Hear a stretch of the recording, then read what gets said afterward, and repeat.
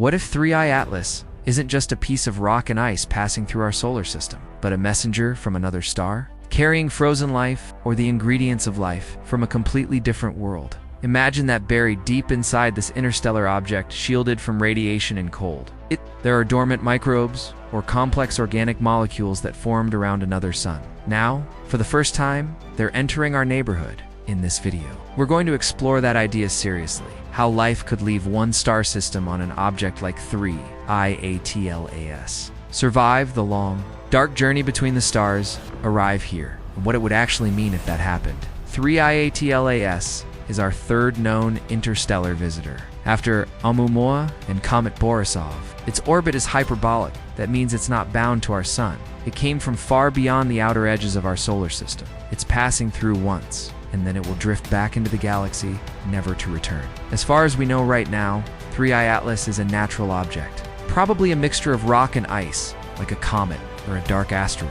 But its interstellar nature makes it perfect for a famous idea in astrobiology, panspermia. Panspermia is the hypothesis that life, or at least the building blocks of life, can travel between worlds and even between star systems, hitching a ride on solid material. Instead of life starting from scratch on every planet, some worlds might be seeded by material that formed somewhere else. There are two levels to this. One is full, living organisms, microbes tough enough to survive deep inside rocks and ice for millions of years. The other is the ingredients of life, organic molecules, amino acids, simple chemistry that makes it easier for life to start once the conditions are right. In both cases, an object like 3i Atlas is the perfect delivery vehicle, a solid, shielded, traveling fragment of another solar system. So, how could life ever end up on something like 3i Atlas in the first place? Picture a young planetary system around some distant star, long before 3i Atlas ever came near us. Planets are forming, comets are flying around,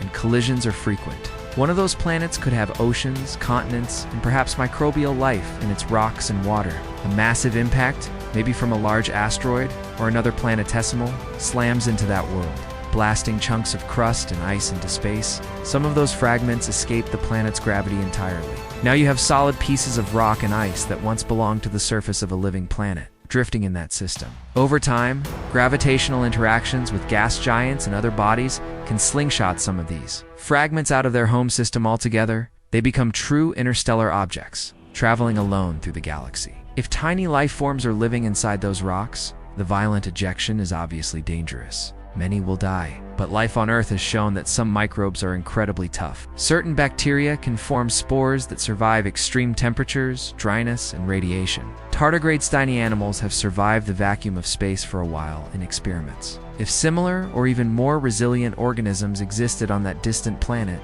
a few of them might end up buried deep inside larger fragments, protected by meters of rock or ice. That brings us to the most brutal part of the journey, the space between the stars. Interstellar space is not friendly. There's no atmosphere, no magnetic field, no thick ozone layer, only vacuum, extreme cold, and a constant drizzle of high-energy radiation and cosmic rays. For an exposed microbe on the surface of a rock, that's a death sentence over long timescales. But the deeper you go inside, the more shielding you get.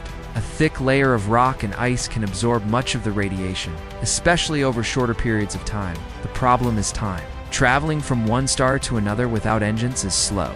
At the kinds of speeds we see for interstellar objects like 3i Atlas, it can take millions, even tens or hundreds of millions of years to wander from one region of the galaxy to another. Over that time, even small amounts of radiation add up. DNA breaks, complex molecules are damaged, and most life as we know it would eventually be sterilized. Unless it's extraordinarily resistant and well-shielded, scientists have tried to test the limits. Experiments on the International Space Station have exposed microbes, spores, and organic molecules to space for months or years, some shielded, some not. A fraction of them do survive, especially if they're protected under layers of rock or clay. On Earth, we've found bacteria surviving kilometers below the surface, in hot, high-pressure, nutrient-poor environments, clinging to life over huge timescales. These facts don't prove panspermia happens, but they keep it from being completely impossible. So the honest answer is, surviving a full interstellar journey as living microbes is extremely hard and probably rare. But if the galaxy is old and full of planets, even rare things might happen sometimes. And even if fully intact organisms can't survive, complex organic chemistry, amino acids, sugars, and other building blocks may persist far more easily. Now, imagine that a fragment like this eventually becomes what we now call 3I Atlas, a piece of rock and ice that has wandered for ages and is now crossing our solar system. What happens then? How could any life or pre-life chemistry it carries be delivered to us? As 3I Atlas approaches the sun, the surface heats up. Ices begin to sublimate, turn directly from solid to gas.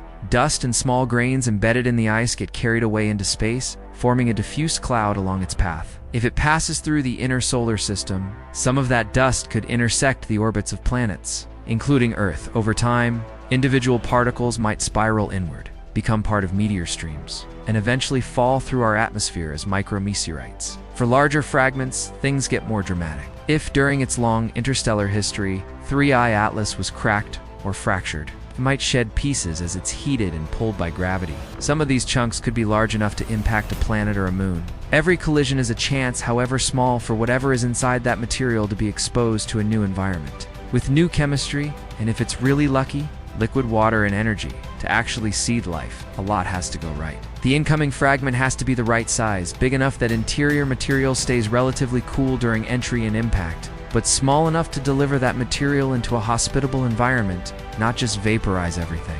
It has to land in or near a place that can support life's ocean, a lake, maybe a warm volcanic environment, or the subsurface of an icy moon. What about Earth today? Could 3I Atlas, or something like it, seed our world with life from another star now? In principle, if fragments from an interstellar object reached our surface, they could deposit alien chemistry or even alien microbes into our biosphere. But Earth is already full of incredibly efficient, well-adapted life. Any newcomer would face intense competition. Our ecosystems are not empty petri dishes waiting to be colonized. They're crowded and dynamic. An alien microbe would need to survive our conditions, find food, and resist being eaten or outcompeted by local organisms that have had billions of years to adapt. There's also the possibility that alien life wouldn't even use the same biochemistry we do.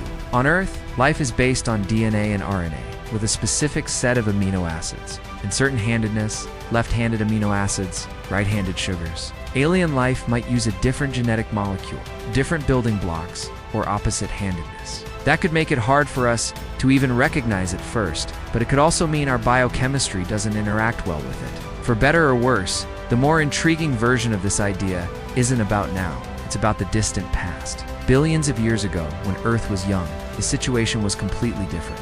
The surface was harsher, the air different, and life either didn't exist yet or was just beginning. An object like 3I Atlas, arriving in that era, could have delivered complex organic chemistry to a world that was still chemically fertile and mostly empty of life. Maybe it didn't bring fully formed organisms, but it brought pre-assembled parts, molecules that made it easier for life to start here. Or, in a more radical version, it brought simple microbes that found a foothold and eventually gave rise to everything we see today. If that happened, we might not be purely Earth's life. We might be descendants of a lineage that began around another star, long before our planet even formed, and then took root here thanks to one or more interstellar delivery events. In that case, 3I Atlas isn't unique, it's just the latest example of a process that has been going on quietly for a very long time. How would we ever know if something like that actually happened? One clue would be the discovery of a second independent origin of life in our own solar system. For example, if we found microbes on Mars, or in the oceans of Europa or Enceladus,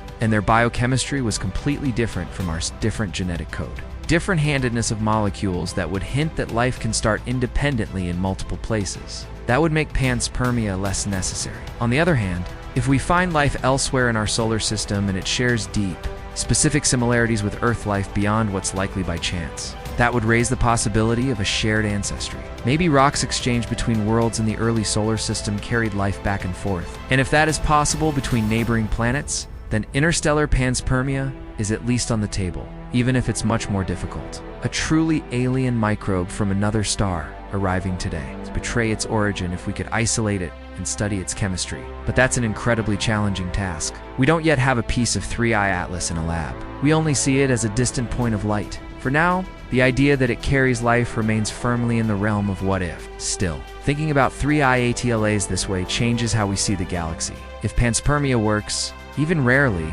then interstellar objects like it are not just stray debris, they're potential couriers. Each one is like a tiny frozen time capsule, carrying with it the chemistry and maybe even the biology of its birthplace. Over billions of years, as planetary systems form, evolve, and sometimes die, material is constantly being exchanged. Life, or its raw materials, could slowly spread from one star system to another, hopping on comets, asteroids, and ejected fragments. In that picture, the Milky Way isn't just a collection of isolated islands of life. It's more like an ocean with slow, ancient currents that can occasionally carry something living from shore to shore. Our own solar system could have sent out similar messengers long ago, chunks of Earth or Mars blasted into space, some of which might now be drifting between the stars, carrying little traces of our biosphere. So, what if 3I Atlas brought life from another star? The reality is that we don't know, and the odds for any individual object are probably low. Surviving the journey is hard. The timing has to be just right. The impact has to deliver material into a friendly environment. But the physics of ejection, travel, and arrival are real. The resilience of some microbes and the stability of complex organics in space are real. And the galaxy is vast and old enough that even rare events have time to happen. Even if 3I Atlas itself is nothing more than frozen rock and ice, it represents a mechanism that could, in principle, connect life across enormous distances. It shows us that planetary systems are not perfectly closed boxes. They leak. Pieces are exchanged. And with them, maybe, the potential for life to move. If this journey through interstellar panspermia and 3I Atlas made you look at our little visitor in a new way, as a possible messenger, not just a rock, consider subscribing to the channel. We're exploring a whole series of what-if scenarios around 3I Atlas and other interstellar objects, grounding big, wild questions in real science. Let me know in the comments what you think. Are we truly native to Earth, or could our deepest origins lie around some distant star? And if you could analyze a tiny sample from 3I Atlas in a lab, what would you look for? First DNA, weird amino acids, or something entirely different? Because this story can go one step further. We've imagined life arriving here on 3I Atlas, but what if in the far future, Earth itself gets ejected from the solar system and becomes an interstellar object, carrying our oceans, our microbes, and maybe even our descendants out into the galaxy? In the next episode, we'll explore what happens if Earth becomes a rogue world, turning us into the ones who bring life from one star to another.